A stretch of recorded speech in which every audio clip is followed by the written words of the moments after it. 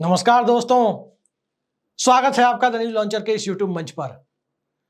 दोस्तों, देश में सर्वोच्च पद राष्ट्रपति का होता है और दूसरा सर्वोच्च पद उपराष्ट्रपति का होता है।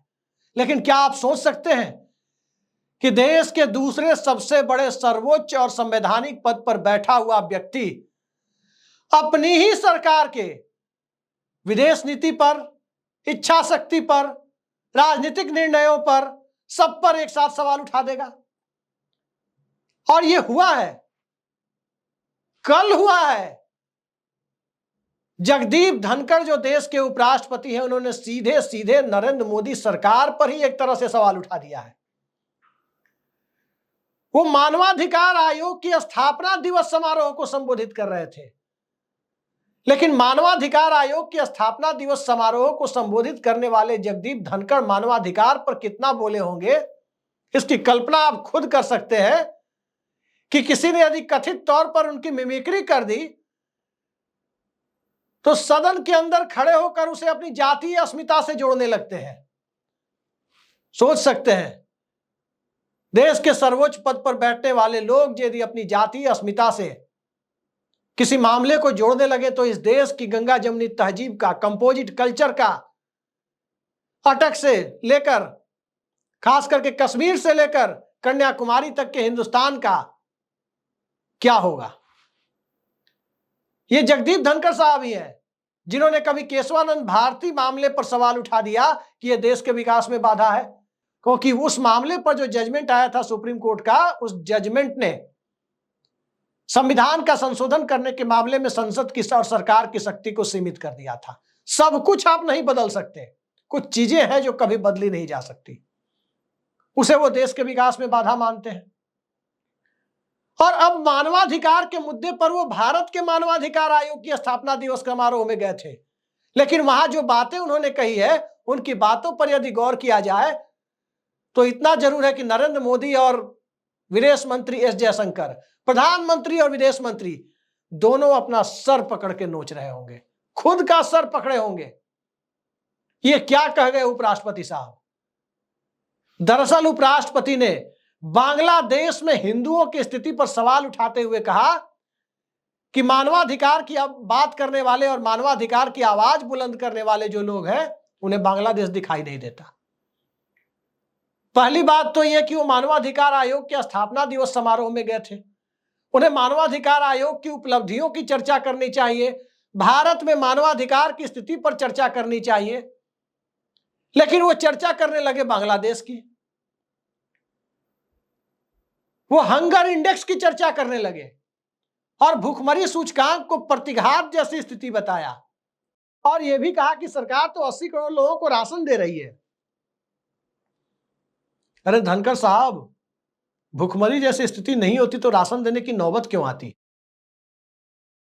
लेकिन आप जानते हैं कि सत्ता के शीर्ष पर बैठे हुए लोग आजकल वन साइडेड कम्युनिकेशन में यकीन रखते हैं, और वन साइडेड कम्युनिकेशन, एक तरफा संवाद, यानी उनकी बात आप सुने लेकिन कोई सवाल ना कर सके, यही होता है कि भाषण, राशन और भाषण, यही पिलाया जाता है आज के दौर में।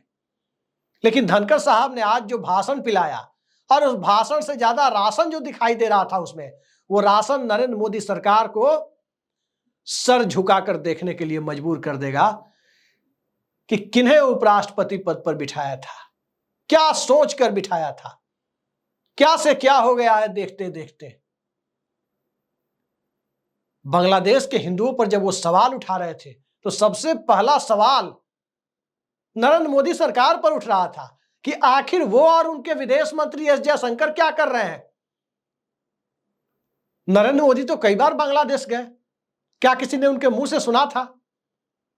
वो तो बंगाल चुनाव के दरमियान, कोरोना की दूसरी लहर के दरमियान भी बांग्लादेश गए, लेकिन क्या किसी ने उनके मुंह से सुना था कि बंगाल में हिंदुओं की क्या स्थिति है? बांग्लादेश में वो बांग्लादेश के हिंदुओं पर सवाल उठा रहे हैं, उनकी दुर्दशा पर, दुर्गा पूजा के दरमियान के किसी मामले पर सवाल उठा रहे हैं।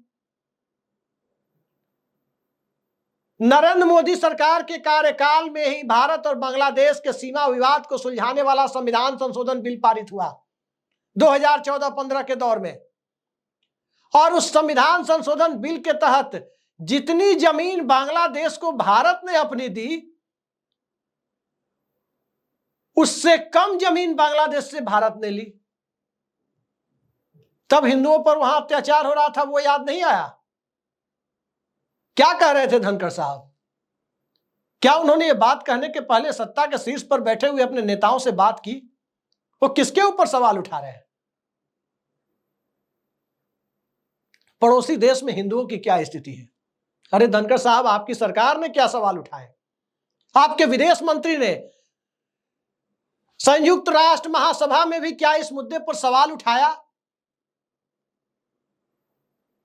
आपके प्रधानमंत्री ने, इस देश के प्रधानमंत्री ने, केंद्र सरकार के मुखिया ने न्यूयॉर्क में अभी हाल ही में संयुक्त राष्ट्र महासभा की बैठक हुई, वहां उन्होंने सवाल उठाया। मैंने भी तमाम अखबार पढ़े, द हिंदू और इंडियन एक्सप्रेस तो मैं रोज ही पढ़ता हूं, मुझे कहीं नहीं मिला कि यह सवाल उठाया गया। तो जब उन्होंने यह सवाल नहीं उठाया, इसका सीधा मतलब है कि यह सवाल नरेंद्र मोदी सरकार की विदेश नीति पर धनखड़ साहब ने उठा दिए, सरकार की इच्छा शक्ति पर सवाल उठा दिए, और नरेंद्र मोदी की जो हिंदू हृदय सम्राट की जो छवि कही जाती है, उस पर भी सवाल उठा दिए। ये कौन से हिंदू हृदय सम्राट है? यहां उपराष्ट्रपति को दिख रहा है कि बांग्लादेश में हिंदुओं पर अत्याचार हो रहा है, प्रधानमंत्री और विदेश मंत्री को नहीं दिख रहा है, विदेश सचिव को नहीं दिख रहा है। आखिर ये कौन सी बात कर रहे हैं धनखड़ साहब? हिंदू हृदय सम्राट की छवि की जहां तक बात है, धनखड़ साहब क्या इस बात का जवाब देंगे कि उत्तर प्रदेश के इंस्पेक्टर सुबोध कुमार सिंह क्या हिंदू नहीं थे, जिनकी जान भीड़ ने ले ली थी? क्या सुबोध कुमार सिंह हिंदू थे या नहीं थे? यह जवाब कौन देगा? क्या धनखड़ साहब को वो याद नहीं रहा? मानवाधिकारों की जहां तक बात है, जिस आदिवासी को मध्य प्रदेश में भाजपा शासन में पेशाब पीने पर मजबूर किया गया, जिसके ऊपर भाजपा के कार्यकर्ता पेशाब कर रहे थे, क्या वो हिंदू नहीं था? बीएचयू में जिन लड़कियों के साथ कुछ कथित भाजपा कार्यकर्ताओं ने जिस प्रकार की घटना की, क्या वो लड़कियां हिंदू नहीं थी? वो तो बनारस हिंदू यूनिवर्सिटी में पढ़ रही थी, जिसके नाम में ही हिंदू लगा हुआ है। क्या वो हिंदू नहीं थी? कई सारे सवाल ऐसे उठते हैं, और इन सब से आगे का सवाल यदि देखा जाए तो इंडियन फॉरेन सर्विस का अधिकारी विकास यादव, क्या वो हिंदू नहीं है? यह भी एक सवाल है। इससे आगे की बात यदि आप करें तो जिस प्रकार से इस देश में ईडी का दुरुपयोग हो रहा है, डायबिटीज से पीड़ित एक मुख्यमंत्री को बिना किसी सबूत के, किसी के आरोप के ऊपर उठाकर जेल में डाल दिया जा रहा है, क्या वो मुख्यमंत्री, चाहे वो झारखंड के मुख्यमंत्री हो या दिल्ली के मुख्यमंत्री हो, क्या वो हिंदू नहीं थे? क्या ईडी मानवाधिकार का उल्लंघन नहीं कर रही? ये सारे सवाल मौजूदा दौर में प्रासंगिक हो गए हैं कि जब हिंदुओं की बात हो रही है, भूखमरी सूचकांक की बात जब उसके ऊपर सवाल उठाते हैं, तब भी धनखड़ साहब उपराष्ट्रपति थे जब झारखंड में एक लड़की भात भात कहते हुए भूख से अपनी जान गंवा दी, एक बच्ची। क्या वो बच्ची हिंदू नहीं थी? सवाल जब हिंदुओं पर उठा रहे हैं तो इस देश में हिंदू या पूरी दुनिया में हिंदू बांग्लादेश में नहीं रहते। भारत में हिंदुओं की स्थिति की क्या गारंटी ले रहे हैं धनखड़ साहब? और बांग्लादेश में सवाल उठाना तो सीधे सीधे नरेंद्र मोदी सरकार की विदेश नीति पर सवाल जब उठ रहे हैं धनखड़ साहब के द्वारा, तो क्या नरेंद्र मोदी इस पर अपनी सफाई देंगे? अब इस मामले के एक दूसरे पहलू को देखिए, और वो दूसरा पहलू दरअसल ये कहता है कि जब बांग्लादेश के हिंदुओं पर धनखड़ साहब सवाल उठा रहे हैं, तो क्या वो यूरोप के या अमेरिका के क्रिश्चियन कंट्री को ये न्योता दे रहे हैं कि भारत में अल्पसंख्यकों की स्थिति पर वो सवाल उठाएं? भारत में अल्पसंख्यकों के साथ, अल्पसंख्यक समुदाय के लोगों के साथ हाल के दिनों में जो घटनाएं हुई है, क्या उस पर सवाल उठाने के लिए वो न्योता दे रहे हैं?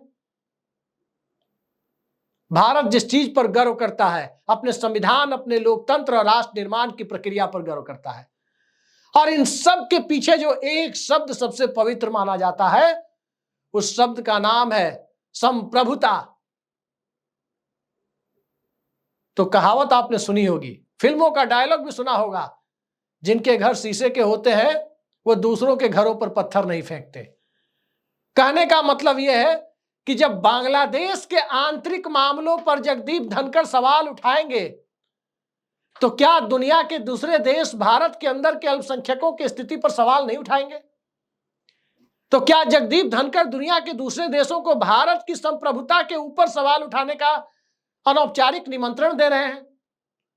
और जब इस तरह की बातें वो कर रहे हैं, तो देश के प्रधानमंत्री नरेंद्र मोदी चुप क्यों हैं? विदेश मंत्री चुप क्यों हैं? ये सब बातें लोगों को समझ में आती हैं कि आखिर हो क्या रहा है। अमेरिका से, कनाडा से जिस प्रकार इस आज के दौर में अंतर्राष्ट्रीय स्तर पर भारत के राजनयिक संबंध थोड़े बिगड़े से दिखाई दे रहे हैं कुछ मामलों को लेकर, तो क्या इस मामले पर जगदीप धनखड़ सीधे सीधे ये कहना चाहते हैं कि भारत की संप्रभुता के ऊपर जो सवाल दूसरे देश उठा रहे हैं, नरेंद्र मोदी सरकार के दौर में उठा रहे हैं, क्या वो सवाल सही नहीं है? क्या वो सवाल सही है? क्योंकि आज की स्थिति क्या है? कनाडा भारत के अंदर की घटनाओं पर सवाल उठा रहा है, अमेरिका कुछ घटनाओं पर सवाल उठा रहा है, बाहर की कुछ संस्थाएं भी भारत के अंदर अल्पसंख्यकों की, माइनॉरिटी की स्थिति पर सवाल उठा रही है। लेकिन मैंने एक पत्रकार के तौर पर तो जितने उदाहरण आपके सामने दिए, भारत के अंदर के हिंदुओं के उदाहरण दिए, तो क्या वो हिंदू नहीं थे? वो धनखड़ साहब को दिखाई नहीं दिए? बांग्लादेश के बारे में कोई खबर उन्होंने सुन ली, वो उन्हें याद है, उनके प्रधानमंत्री को नहीं याद है, उनके विदेश मंत्री को नहीं याद है, जो सदन में सीट पर बैठ करके उन्हें सभापति महोदय कहकर अपना संबोधन शुरू करते हैं, सदन के गार्जियन के तौर पर बैठते हैं चेयर पर, उन्हें सिर्फ महिला सांसद के, किसी महिला सांसद के सरनेम में पति का नाम जोड़ना जरूरी है, इस बात को लेकर महिला सांसद से बहस करने में ही क्या आनंद आता है। और दूसरा आनंद उन्हें तब मिलता है जब इस देश में नरेंद्र मोदी की सरकार के विदेश नीति के ऊपर सवाल उठाते हैं। भारत एक ऐसा देश है, या दुनिया में जो भी लोकतांत्रिक देश है, कम से कम आर्थिक नीति और विदेश नीति के मामले में, खासकर विदेश नीति के मामले में देश की नीति पर एकमत होता है। सभी लोग इस बात को बोलते हैं। याद कीजिए 2013 का दौर, जब 2013 में पाकिस्तान की तरफ से मनमोहन सिंह को कमजोर प्रधानमंत्री किसी ने कह दिया, तो अपनी चुनावी सभा में गुजरात के मुख्यमंत्री नरेंद्र मोदी ने कहा था कि पाकिस्तान कौन होता है हमारे देश के प्रधानमंत्री को कमजोर करने वाला? मनमोहन सिंह हमारे प्रधानमंत्री हैं, देश के प्रधानमंत्री हैं। ये नरेंद्र मोदी के शब्द थे। और जब नरेंद्र मोदी के ऊपर कई सारे मामलों को लेकर सवाल उठे अंतर्राष्ट्रीय स्तर पर, आज भी विदेश नीति को लेकर कई सारे मामलों पर जब सवाल उठ रहे हैं, तो इस देश का विपक्ष मजबूती के साथ भारत सरकार की विदेश नीति के साथ खड़ा है। लेकिन उपराष्ट्रपति धनखड़ साहब नहीं खड़े हैं। धनखड़ साहब जब नहीं खड़े हैं तो इसे किस रूप में लिया जाए?